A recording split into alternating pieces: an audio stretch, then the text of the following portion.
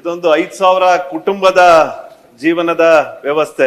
ಮಾನ್ಯ ಕಂದಾಯ ಸಚಿವರೇ, ಪೈಸಾರಿ ಜಮೀನ್ಗಳನ್ನ ಈ CND ಅಂತ ಮಾಡಿ ಲ್ಯಾಂಡ್ ಬ್ಯಾಂಕ್ ಅಂತ ಹಿಂದೆನೂ ಕೂಡ ಮಾಡಿತ್ತು. ಲ್ಯಾಂಡ್ ಬ್ಯಾಂಕಿಗೆ ಕೊಡ್ಬೇಕಾದ್ರೆ ಬಹಳ ಡೀಟೇಲ್ ಆಗಿ ಒಂದು ಆದೇಶನೂ ಕೂಡ ಮಾಡಿತ್ತು. ಯಾವುದೇ ಕಾರಣಕ್ಕೆ ಇದನ್ನ ಅರಣ್ಯೀಕರಣ ಮಾಡೋದಿಲ್ಲ ಅಂತ.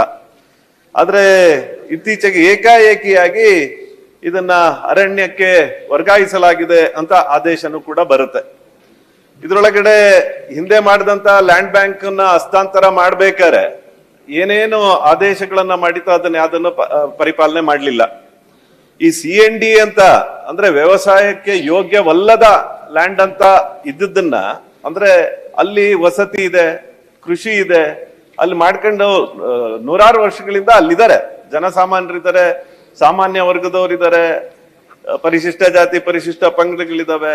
ಅಲ್ಲೆಲ್ಲ ಜನಸಾಮಾನ್ಯರು ಅಲ್ಲಿ ಕೃಷಿ ಮಾಡ್ಕೊಂಡು ಬರ್ತಾ ಇದ್ದಾರೆ.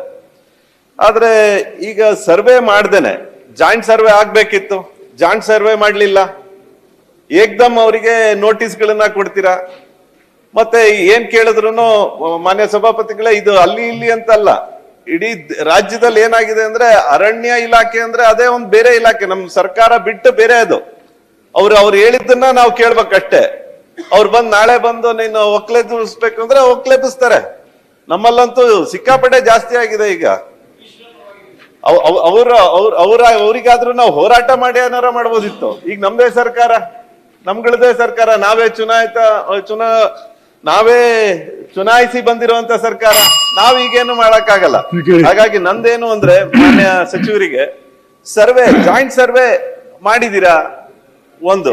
ಇನ್ನೊಂದು, ಸುಪ್ರೀಂ ಕೋರ್ಟ್ ಇಂದ ಯಾವಾಗ್ಲೂ ಹೇಳೋದು, ಸುಪ್ರೀಂ ಕೋರ್ಟ್ ಆದೇಶದ ಮೇಲೆ ನಾವು ಮಾಡ್ತೀವಿ ಅಂತ. ನಾ ಕೇಳ್ತೀನಿ, ಅವ್ರು ಆನ್ಸರ್ ಮಾಡ್ಲಿ. ಅದಕ್ಕೆ ಸುಪ್ರೀಂ ಕೋರ್ಟ್ಗೆ ನಾವೊಂದು ಅಫಿಡವಿಟ್ ಹಾಕ್ಬೋದಲ್ಲ.